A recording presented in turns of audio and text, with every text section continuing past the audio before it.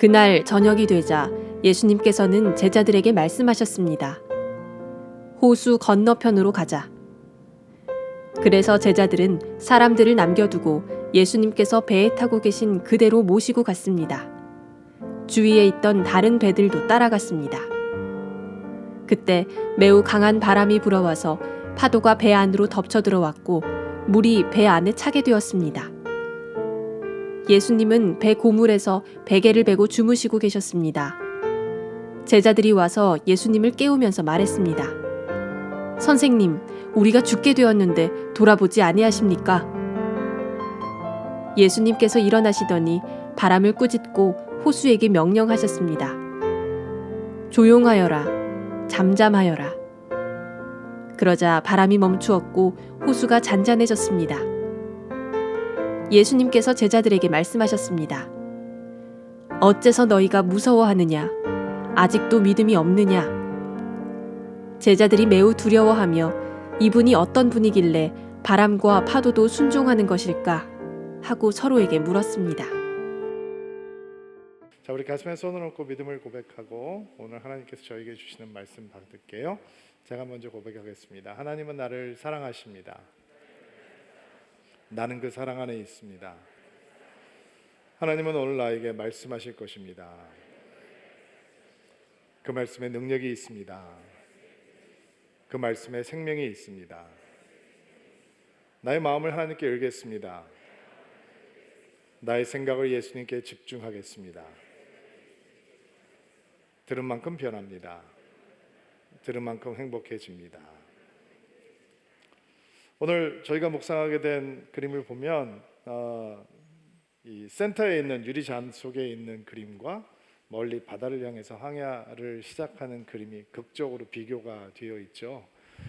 오늘 우리가 묵상하게 될 주제는 평강, 참 평강이라고 하는 평안이라고 하는 주제인데 사람들이 가지고 있는 안전함에 대한 허구가 그림에 드러나 있는 것 같아요. 올 한 해 모든 성도님들이 순탄한 한 해가 되기를 원하시겠죠. 그렇게 되는 축복이 있을지어다. 또 우리 자녀들을 가지고 계신 부모님들이라면 여러분의 삶보다 여러분의 자녀들의 삶이 참 평안하고 순탄하면 좋겠다라고 생각을 하실 거예요. 그렇죠? 근데 많은 부모님들의 마음 가운데, 많은 사람들의 마음 가운데 그들이 마음에 품고 있는 안전함, 이 순탄함은 저 유리잔 속에 들어가 있는 배의 모습이 아닌가라는 생각을 해봐요. 아무 데도 못 가잖아요. 바다에서는 파도가 일렁입니다. 그리고 풍랑이 몰아닥칩니다. 그러나 배 안에 있는 유리잔 안에 있는 배는 전혀 영향을 안 받잖아요. 그러나 유리잔 안에 머물러 있는 배는 사실은 아무것도 갈 수 없는 반쪽짜리 인생이 되어버리고 말겠죠. 그러나 멋진 바다를 향해서 항해를 시작하는 배는 거센 파도도 만나게 되고 풍랑도 만나게 되겠지만 하나님께서 우리에게 힘을 주시고 은혜를 베풀어 주시면 그 바람을 돛에 가득 담고 한 번도 가본 적이 없는 미지의 세계를 향해서 항해할 수 있는 것처럼 하나님께서 우리의 한 해를 그렇게 복 주시고 인도해 주시는 한 해가 될 수 있게 되기를 정말 소망합니다. 오늘 우리가 묵상하게 되는 말씀은 마가복음에 나와 있는 풍랑을 잠잠케 하시는 예수님에 대한 말씀인데요. 그 말씀과 이 그림을 함께 묵상하면서 사람들이 가지고 있는 거짓된 헛된 평안에 대한 허상과 그리고 진짜 하나님께서 우리에게 주시는 참된 평강이라고 하는 선물은 어떤 선물인지 한번 생각해보고 묵상해 보도록 하겠습니다. 오늘 성경 말씀을 보니까 예수님의 제자들이 배를 타고 갈릴리 호수를 건너가고 있는데 큰 풍랑을 만났다라고 얘기를 합니다. 원래 갈릴리 호수는 이스라엘 사람들은 바다라고 부를 정도로 굉장히 큰 호수거든요. 그 갈릴리 지역이 아열대 기후를 가지고 있는 지방이에요. 그런데 거기서 이 갈릴리 호수에서 멀리 떨어져서 만년설을 갖고 있는 그 산이 있어요.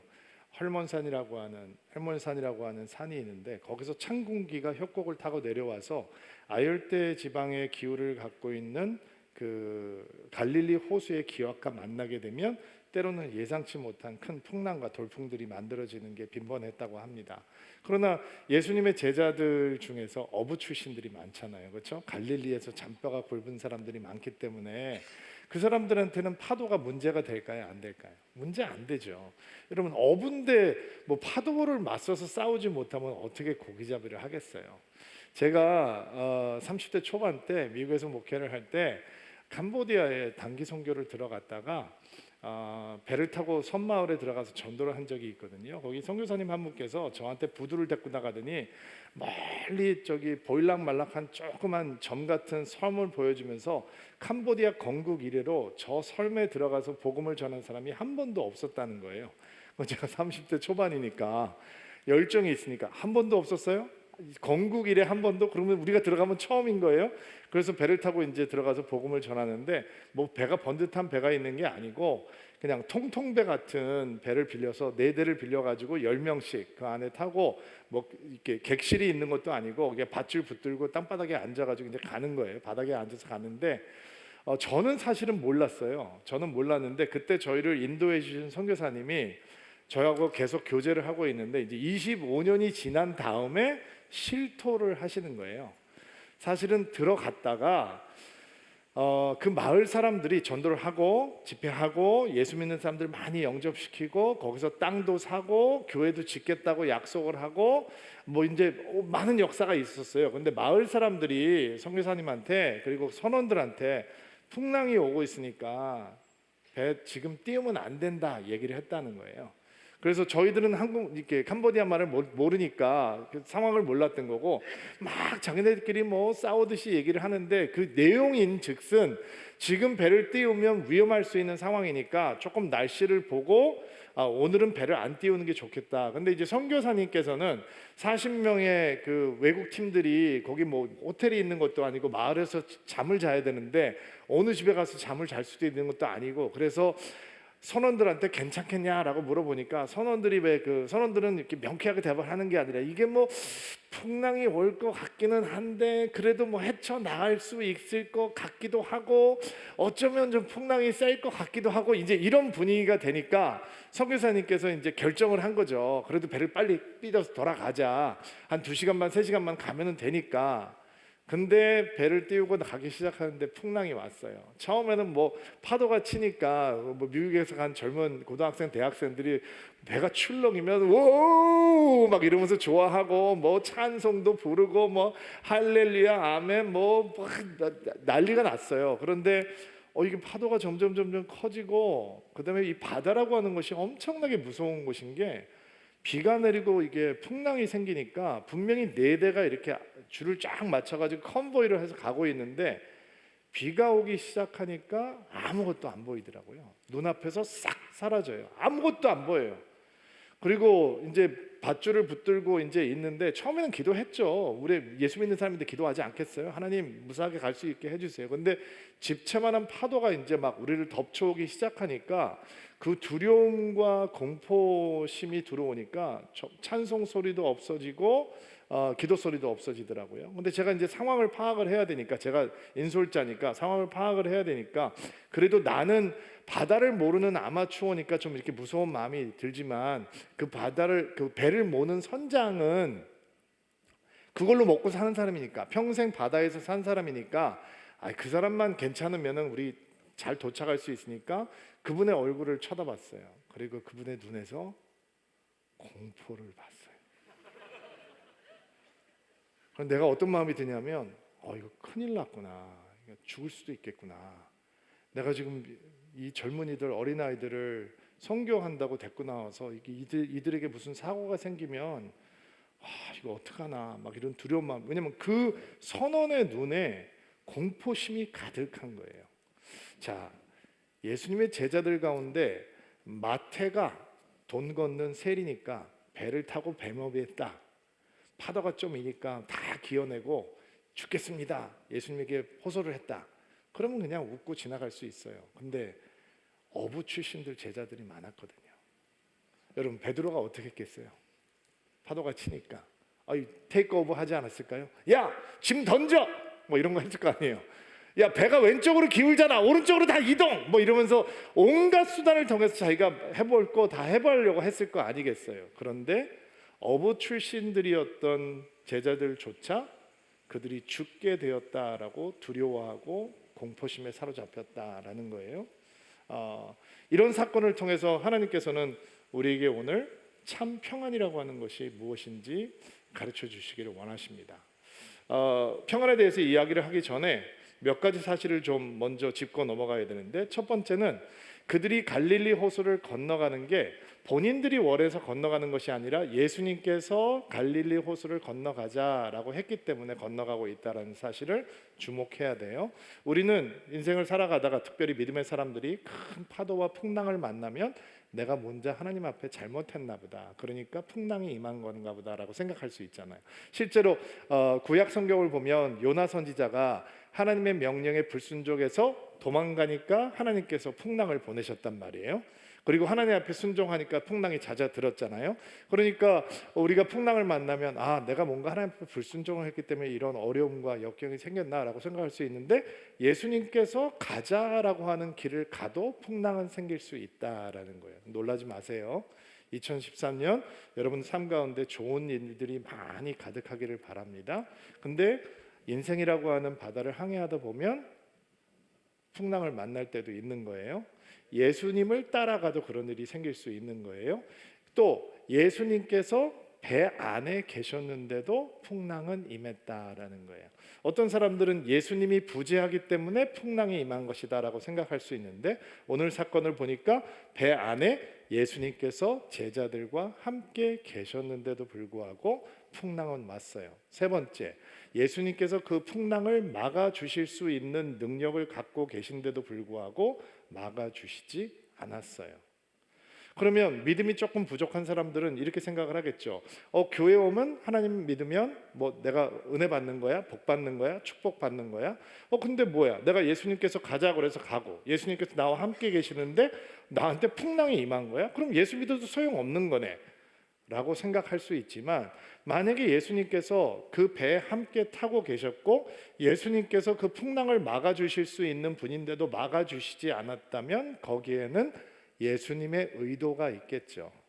그 풍랑을 통해서 우리들에게 뭔가 하나님께서 가르쳐주고 싶은 의도가 있으신 거예요. 또 이 풍랑이 막 일고 배가 뒤집힐 것 같은 상황인데 예수님께서 주무시고 계셨다라고 말씀을 하고 있어요. 성경은. 제가 묻겠습니다.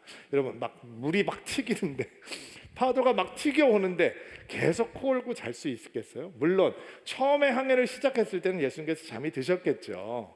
근데 막 배에 물이 막 이렇게 차들어오기 시작하고 파도가 치고 막 물난리가 나는데 어떻게 계속 주무시고 계셨어요? 근데 예수님께서는 아무것도 안 하고 계셨단 말이에요.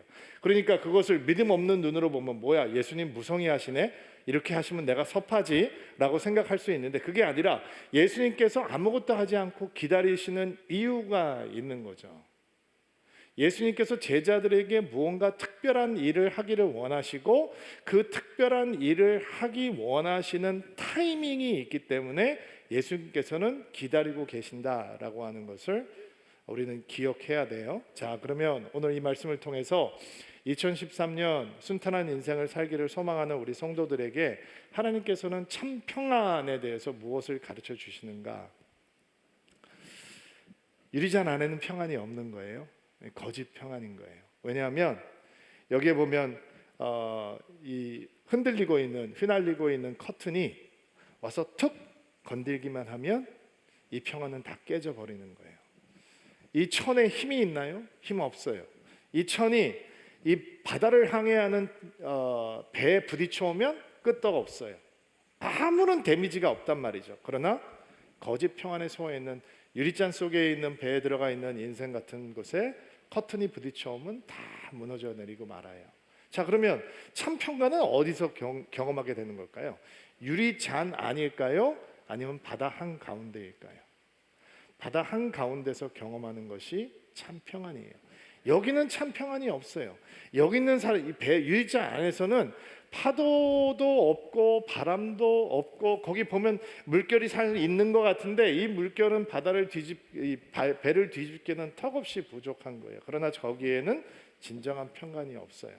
많은 분들이 순탄함은 하나님의 평안이구나라고 생각할 수 있는데 아니에요. 순탄한 것이 하나님의 평강이 아니라 파도가 일렁이고 풍랑이 불어오는 것이 참 평안이 주어질 수 있는 최적의 환경이다라고 여러분들은 믿음으로 받으셔야 돼요.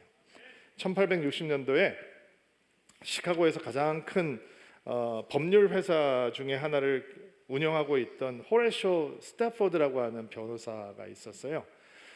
돈을 너무 많이 벌고 부를 축적해서 부동산에 엄청나게 투자를 해서 시카고에서 알아주는 거부였다고 합니다. 또 당시 시카고를 베이스로 가장 활발하게 전도사역, 부흥사역을 하고 있던 사람이 D.L. 무디라고 하는 목사님이신데 D.L. 무디의 아주 든든한 후견인이 되어서 당시 유럽 집회를 막 하고 D.L. 무디가 다닐 때 그 재정적인 후원의 많은 부분을 이 스태포드 변호사가 감당을 했다고 합니다. 아주 절친인 거죠. 주님을 너무너무 사랑하는 신실한 크리스찬이었습니다. 근데 승승장구하던 그에게 큰 어려움이 다가오게 되는데 1871년에 시카고에서 대화재가 있었거든요. 근데 그가 이 부동산 투자로 샀던 수많은 건물들이 그 대화재 때 다 불타버리게 돼요. 그리고 이 대화재 사건으로 입었던 손해가 그의 전 재산을 다 앗아가 버린 만큼 큰 데미지였는데 그 전에 4살 박이 아들이 열병으로 죽는 일이 있어서 이게 너무 슬픈 일들이 한꺼번에 밀어 닥치니까 스태포드 변호사를 아끼고 사랑했던 사람들이 당신 좀 회복하고 쉬어야 되겠다라고 권면을 해서 잠시 휴식의 시간을 갖기 위해서 아내와 4딸과 함께 유럽으로 이제 휴가 여행을 계획하게 됩니다. 당시 D.L. 무디 목사님이 영국을 다니면서 유럽을 다니면서 집회를 하고 있었기 때문에 그 집회도 참석하고 그 집회도 후원하고 이런 마음으로 이제 브레이크 타임을 갖기로 하고 1873년 11월 15일 날 뉴욕에서 파리로 가는 이 여객선에 오르게 됩니다. 근데 배가 떠나기 전에 갑자기 연락이 와서 업무상 급한 일이 생겨서 지금 사무실로 당시 들어오셔야 됩니다라고 하는 연락을 받고 가족들과 함께 떠나지 못하고 내가 며칠 있다 따라갈게라고 하고 아이 넷과 아내를 먼저 파리로 보내고 자기는 사무실로 돌아가게 됩니다. 그리고 정확하게 일주일이 지난 시점에 대서양 한가운데서 새벽 2시에 두 배가 충돌하는 사고가 일어나게 됐는데 그 사고가 났던 배가 바로 아내와 딸들이 타고 있던 여객선이었습니다. 313명의 승객 중에 226명이 목숨을 잃은 큰 사고였습니다. 새벽에 일어났기 때문에 희생자가 많았다고 합니다. 그의 아내는 물에 빠졌다가 극적으로 구조가 되었고 구조가 된 아내가 남편에게 짤막한 전보를 하나 보내게 되는데 혼자 살아남았음이라고 하는 전보였습니다. 11살, 9살, 5살, 2살짜리 딸들이 찬 바닥에 잠겨서 죽게 됩니다.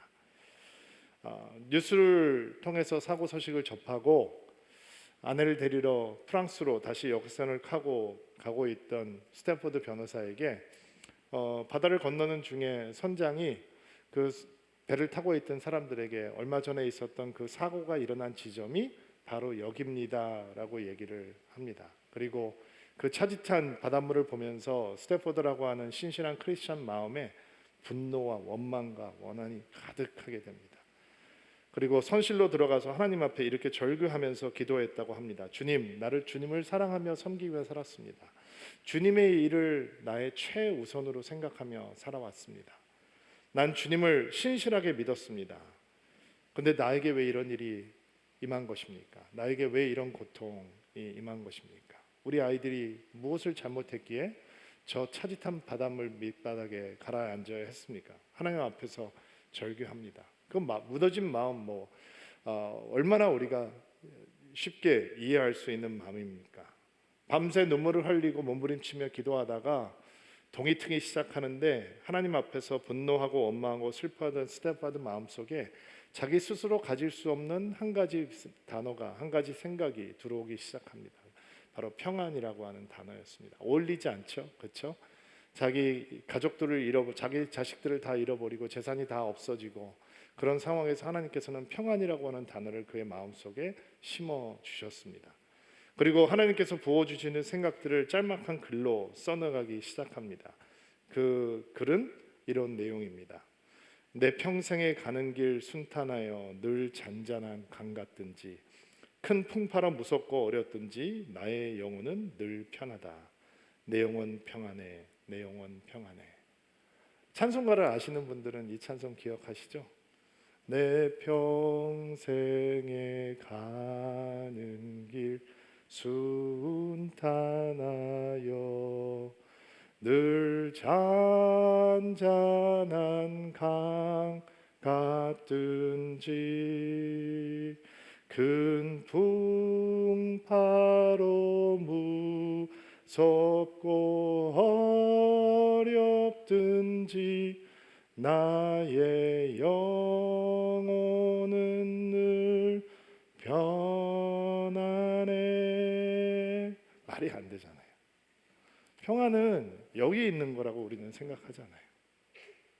건강하고 병 없고 사업 잘 되고 승진하면서 승승장구하고 어려움이 없으면 여기에 있는 삶, 이 안전한 삶이, 이 물잔 위에 있는 삶이 평안하다라고 생각하잖아요. 그런데 하나님께서 주시는 참 평안은 여기 있는 평안이 아니고 거센 파도가 들어오는 평안이란 말이에요. 지금은 이 먼 바다를 향해서 항해하는 배가 햇빛도 쨍쨍 내리쬐고 구름도 낮게 깔려 있어서 저렇게 그냥 멋지게 항해만 하면 되는 거구나라고 나아가고 있는 것 같지만, 이 그림을 보면 이 보이지 않는 또 하나의 화폭에서는 이 배가 만나게 될 엄청난 파도와 엄청난 풍랑이 기다리고 있다라고 어는 것 어렵지 않게 생각할 수 있잖아요. 인생이라는 항해에서 우리는 풍랑을 만날 때 참 평안의 선물을 누리게 되는 거예요. 두려워하지 마세요. 순탄할 때는 평안의 의미가 없어요. 풍랑이 일고 파도가 치고 어려움이 생기고 마음이 쏟아지고 무너지는 것 같은 상황 속에서 하나님께서 주시는 참 평안의 생명이 우리 가운데 임하게 되는 거예요. 자, 다시 축복합니다. 여러분, 한 해 평안하고 순탄한 은혜가 있게 되기를 주의 이름으로 축복합니다. 근데 어려움이 생기고 괴로움이 생길 때 바로 그 자리가 하나님의 참 평안을 만날 수 있는 자리가 될 수 있게 되기를 주의 이름으로 축복합니다. 두 번째, 37절부터 39절까지 말씀 한번, 오늘 본문 말씀 한번 읽어볼게요. 37절부터 39절 읽어주세요. 시작.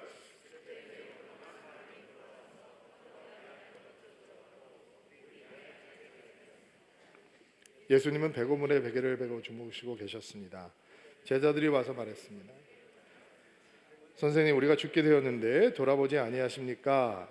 예수님께서 일어나시더니 바람을 꾸짖고 호수에게 명령하셨습니다. 조용하여라, 잠잠하여라. 그러자 바람이 멈추었고 호수가 잔잔해졌습니다. 자, 두 번째 우리가 생각하고자 하는 묵상하고자 하는 참된 평안에 대한 생각은, 참된 평강, 우리에게 필요한 참된 평안은 예수님을 찾을 때만 우리에게 주어질 수 있다라는 사실입니다. 베드로, 요한, 야고보 전부 다 어부들이죠. 풍랑이 왔으면 자기의 능력과 수고와 힘과 경험으로 이겨보려고 했을 거예요. 그런데 자기를 의지하고 있는 동안에는 두려움이 극복이 되지 않네요. 평안이 없는 거죠. 그리고 예수님을 깨우기 시작해요. 예수님에게 도와달라고 요청을 하는 거죠. 왜 가만히 계십니까? 주님 도와주십시오. 주님에게 손을 내미는 거예요. 그러니까 자기를 의지할 때는 평안이 없고 두려움과 혼돈만이 있는데, 예수님께 도움을 요청하고 손을 내미는 순간 그때부터 하나님의 평강이 임해오는 시간이 시작이 되는 것입니다. 자, 그러면 예수님의 이름을 부른다, 예수님께 도움을 요청한다, 예수님께 나아간다라고 하는 것을 다른 표현으로 하면 어떤 말이 될까요? 기도죠, 기도. 그러니까 참된 평안은 그냥 조용한 음악 틀어놓고, 물결 흘러가는 음악 틀어놓고 요가하고 명상하고 명상한다고 우리 안에 생기는 게 아니란 말이에요. 참된 평안은 기도할 때 우리에게 주어지는 거예요. 일단 아멘으로 받으세요. 우리 가운데 믿음이 진짜 좋은 분들이 계세요. 기도를 안 하고 살아요. 엄청나게 믿음 좋으신 분들이에요. 여러분, 어떻게 마음을 지키세요? 기도한다고 무조건 평안이 주어지느냐? 그건 아니에요. 기도가 뜨거워져야 되고 기도가 깊어져야 돼요. 그러면 우리가 흔히 상식적으로 생각하기에 기도가 뜨거워진다고 생각하면 뭐 크게 기도하라는 건가? 그런 뜻이 아니라 기도가 뜨거워져야 된다는 것은 기도가 식지 않아야 된다는 거예요. 연기처럼 흩어지지 말아야 된다는 거예요. 여러분, 모든 사람들은 기도합니다. 염원이 있습니다. 막연한 기대감이 있단 말이에요. 성황당 앞에 가서 돌을 던지고 돌을 쌓는 사람들도 간절한 마음으로 기도하고, 경마장에 가서 경마권 사는 사람들도 간절함은 있습니다. 기도가 연기처럼 사라지는 이유는 우리의 기도가 뜨겁지 않기 때문에, 식어버리니까 사라지겠죠. 기도가 깊어진다라고 하는 의미는 내가 내 기도 제목 속에 갇히지 않을 만큼 기도의 자리에 머물러 있어야 한다는 것입니다. 여러분, 기도하면서도 두려움이 없어지지 않을 수 있습니다. 왜 기도하는데 두려움이 없어지지 않느냐? 기도하면서 풍랑과 파도만 보면 기도하지만 두려움은 없어지지 않습니다. 그러니까 생각해 보세요. 우리 안에 어려움이 생기고 문제가 생기고 파도가 밀어닥치고 풍랑이 일어요. 그래서 기도를 해요. 풍랑만 얘기하고 파도만 얘기해요. 그러니까 기도 안에 들어가면 더 눌리는 거예요. 기도 안에 들어가면 더 두려워지는 거예요. 기도 안에 들어가면 더 걱심과 걱정과 근심이 많아지는 거예요. 기도는 신비의 공간입니다. 왜 기도가 미스터리어스하냐? 왜 신비냐? 기도는 우리의 세계를 떠나서 하나님의 세계로 들어가는 것이기 때문입니다. 기도는 하나님을 우리의 마음, 영혼 깊은 곳에 초청하는 것이고, 기도는 나조차 인정하기 원하지 않는 아주 프라이빗한 곳까지 하나님을 향해서 열어놓는 것이기 때문에 기도는 하나님의 역사가 일어나는 신비로운 곳이 되는 것입니다. 근데 그 기도가 일어나려면 기도가 깊어져야 됩니다.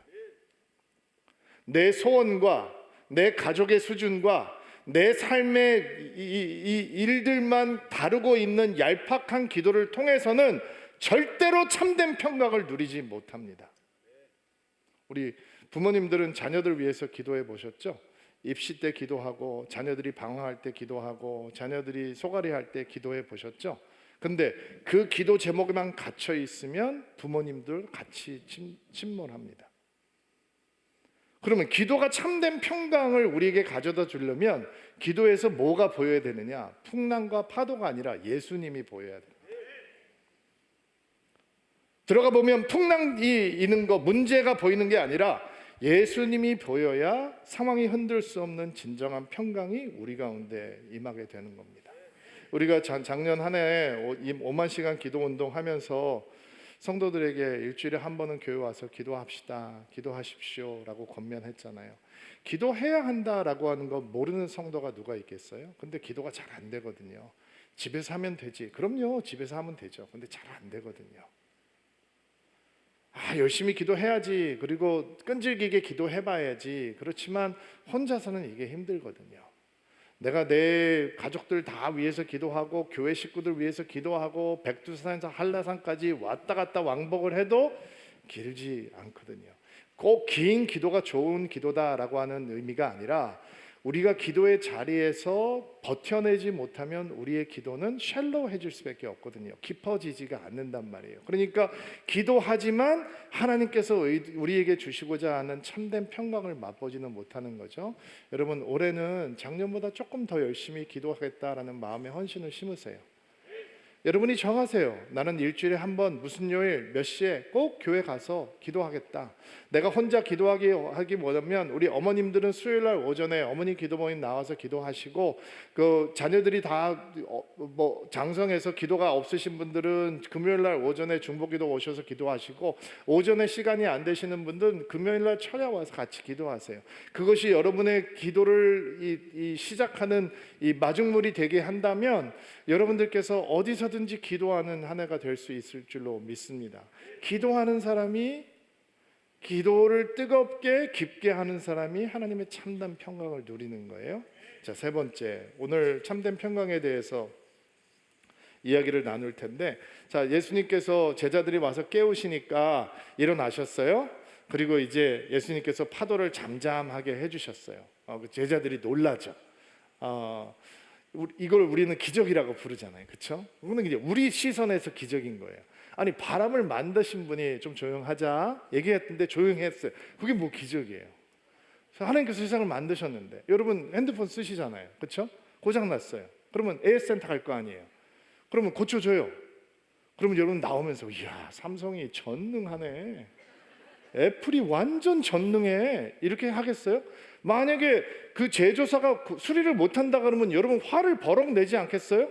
아니 물건을 만들어 놓고 못 고친다니 이게 말이 됩니까? 라고 생각했어요. 세상을 만드신 분이 바람한테 좀 조용하자, 멈추자 라고 얘기했다고 뭐가 그게 기적이에요.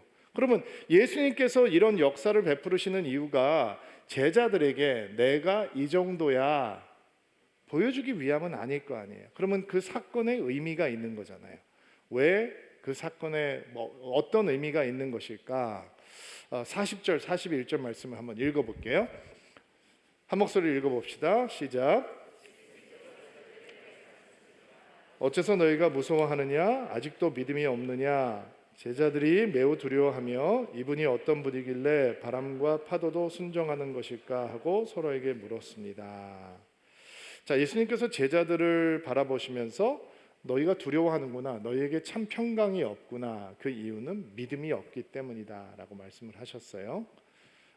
그리고 41절 말씀을 보니까 제자들이 매우 두려워했다라고 얘기를 하는데 여기서 두려워했다라고 하는 단어는 공포감을 얘기하는 게 아니라 경외심을 얘기하는 거예요. 그들이 경외심으로 가득했다는 거예요.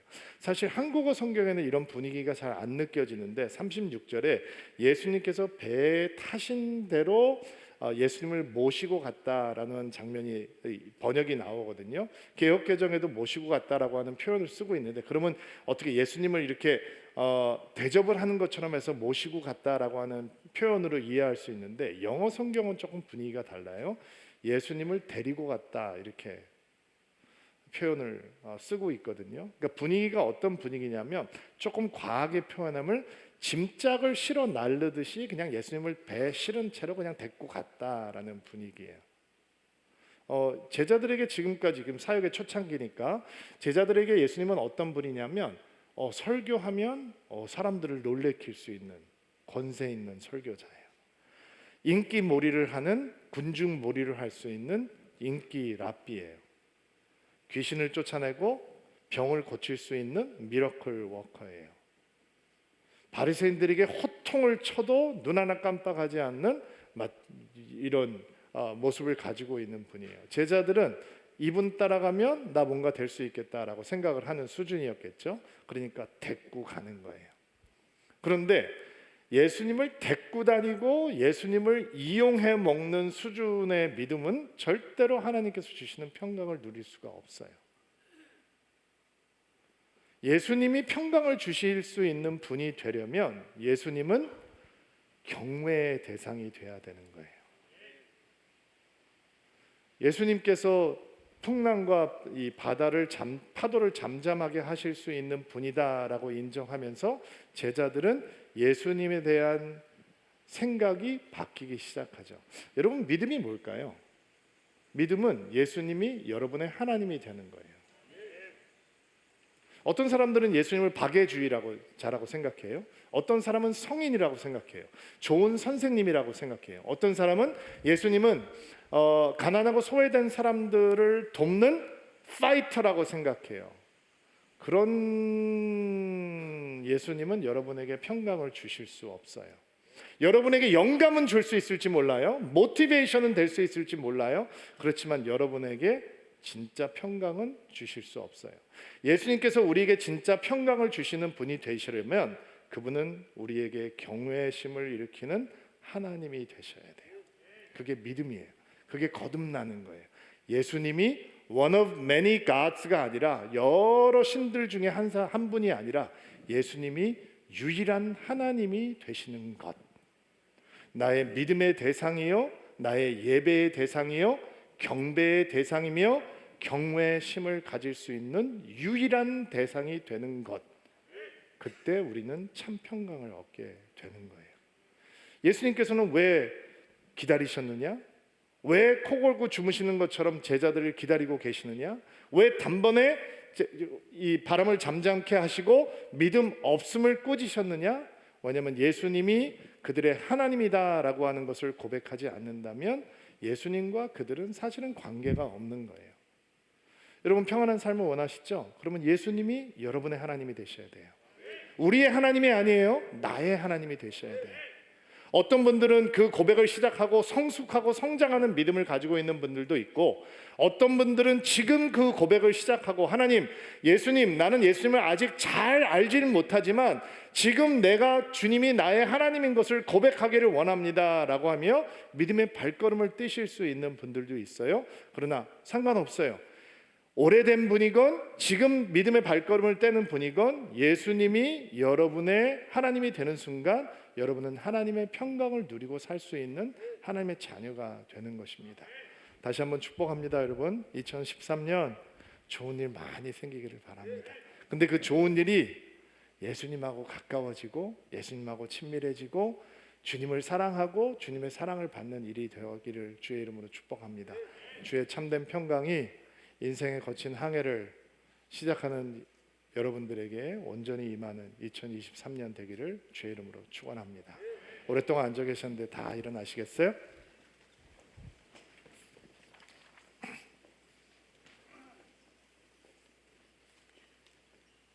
자, 가슴에 손을 얹고 안수하시고요. 여러분을 위해서 2023년 첫 주일 예배 축복 기도 드리겠습니다. 하나님, 혹시 우리가 유리잔 안에 있는 배의 평안을 구하고는 있지는 않았는지 우리 자신을 돌아보게 됩니다. 거짓 평안에 속고 있는 것은 아닌지, 언제든지 무너질 수 있는 평안을 안전이라고 생각하고 있는 것은 아닌지 돌아보게 됩니다. 주께서 우리에게 주시는 진정한 평안은 거센 파도가 넘실거리는 바다 한가운데서 누리는 것이라고 하는 것을 가르쳐 주시니 감사합니다. 우리의 힘과 노력, 능력을 의지하지 않고 예수의 이름을 부르며 한 해를 시작하기를 소망합니다. 예수의 이름을 부르고 예수 앞에 기도하는 인생들이 주님께서 준비하신 참된 평안을 누리는 줄로 믿습니다. 기도하는 주의 백성들 되게 하옵소서. 기도의 자리를 뜨겁게 그리고 깊게 지켜낼 수 있도록 하옵소서. 풍랑은 우리에게 예수님이 어떤 분인지를 보여줍니다. 예수님은 우리의 하나님이십니다. 예수님은 우리의 믿음의 대상이요 예배와 경배의 대상이며 경외의 대상이 되십니다. 예수님은 우리의 두려움보다 크십니다. 예수님을 향한 경외심을 잃지 않게 하시고 예수님은 나의 하나님이십니다. 고백할 수 있는 믿음의 사람들 되게 하시고 우리 하나님 되신 예수님께서 부어주시는 참된 평안이 우리의 영혼을 가득 채워 주옵소서. 올 한 해 주님과 함께 동행하는 한 해가 되게 하옵소서. 예수님의 이름으로 기도하옵소서.